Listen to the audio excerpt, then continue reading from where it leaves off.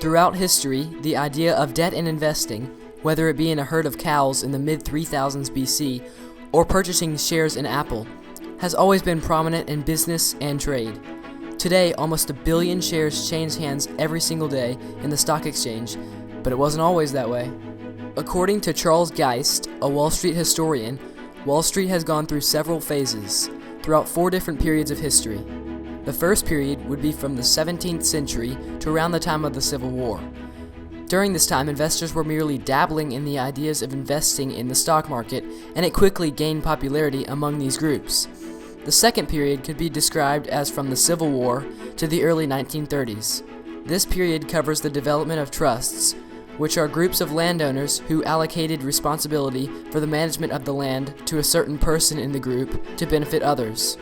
This period also falls in the time of the development of major railways throughout America, which greatly influenced the stock market because of the effect it had on American companies, which could now trade goods much more easily and quickly without the barriers of horse-drawn carriages.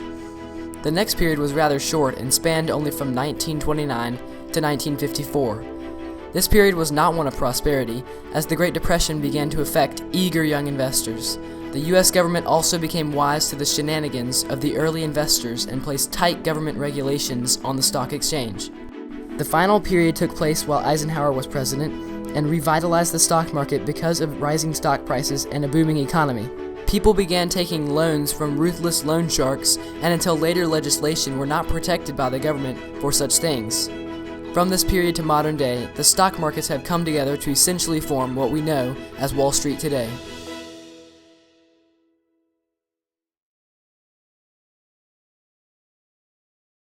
Early European stock exchanges, otherwise known as bourses, were set up in the early 1600s so that the government could sell things to the people to raise money. European stock exchanges are still to this day called bourses because of the way that it separates them from other kinds of stock exchanges. This led to European governments depending on private citizens for funds and loans, which was helpful especially to the British government because they had become notorious for overtaxing the people. The stock exchange grew to be relatively popular because people didn't have to buy entire businesses to invest their money, which eliminated a good part of the risk of investing. It took a while, but eventually tales of low-risk investing reached America and helped the stock market to be born.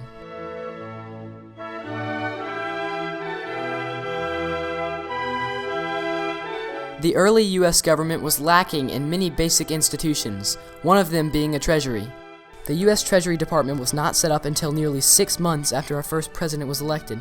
Little did the Founding Fathers know, but this would eventually lead to an organized stock exchange, much like the one that Britain already had instituted. There were several problems that came from early America not having an organized stock exchange. Without one, trade could not develop nearly as quickly as it could otherwise. Early investors were also hesitant to do so because they could not learn about the companies that they were investing in, which were often located on different continents altogether.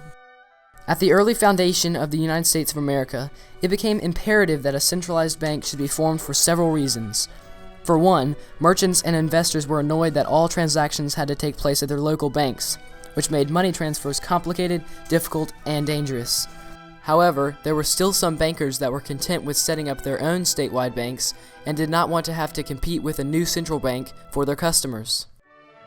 Whether for good or bad, the central bank ended up crashing early on, which led the way for state banks to spring up everywhere.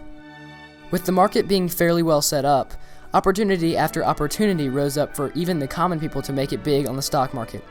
For example, Astor was a German who had immigrated to America with only a few $100s.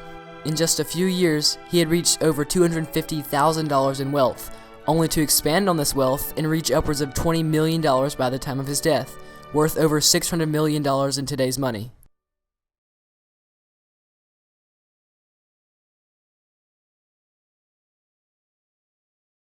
However, with big gains there were big losses.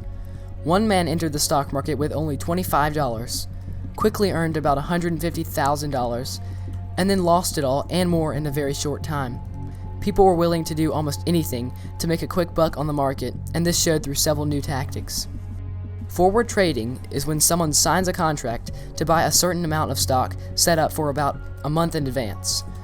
The idea is that maybe the stock price will increase while they are under contract, so that they can finish out the deal, sell the stock quickly, and make a quick profit.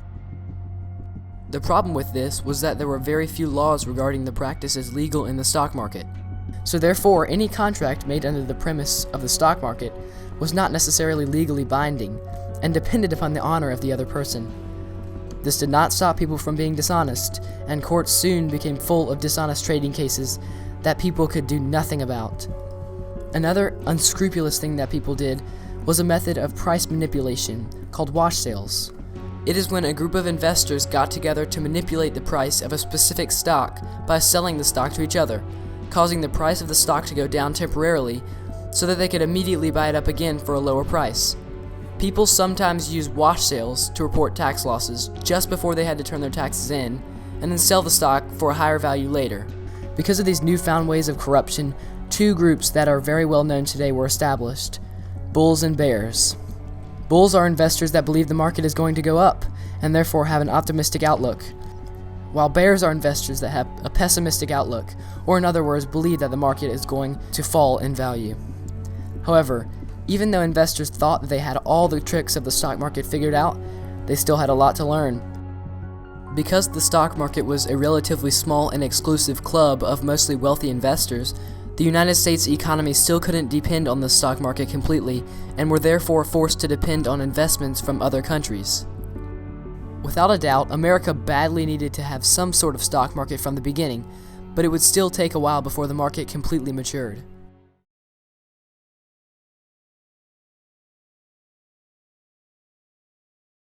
Today, the New York Stock Exchange has become the granddaddy for the other 13 exchanges in America. Traders no longer care who they trade with, they just look for the best deal. According to Paul Hansen, a chief financial advisor and portfolio manager, it has basically turned into a combination of a museum and a server farm. Almost all the trading is done electronically nowadays because it's quicker and cheaper. Other non-electronic trades are made by phone calls with other traders. Since there are over 2,000 public investable companies, new encounters are always being made.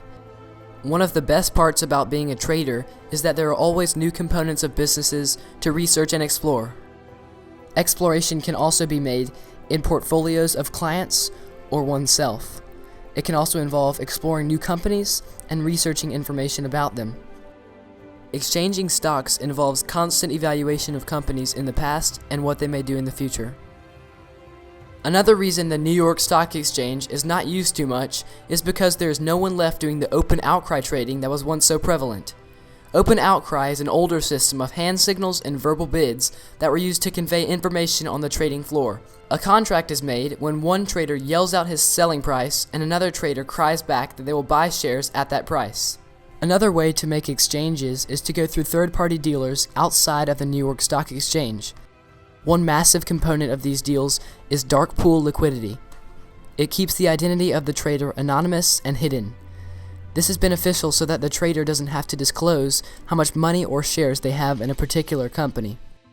When the broker wants to buy big sums of shares from a company, he does it over a string of days so as not to jostle the stock price. However, it is hard for him to get out using the same principle because he may want to get out immediately. This dark pool liquidity prevents the person on the other end from waiting for him to sell his shares in order that he can buy it at a lower price later. After all, the brokers only have to disclose their holdings in each company once a quarter.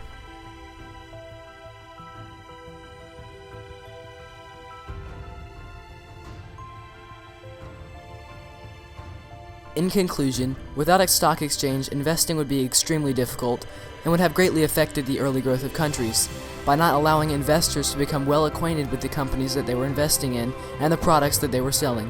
Because early America was largely dependent on foreign investors and trade income, it was sometimes difficult to make money when the global economy was slow, but the stock market helped to fix that. Today, investors around the globe are still dependent on the New York Stock Exchange, which is now part of a wider web of trade networks that have proved itself vital to the health of the global economy.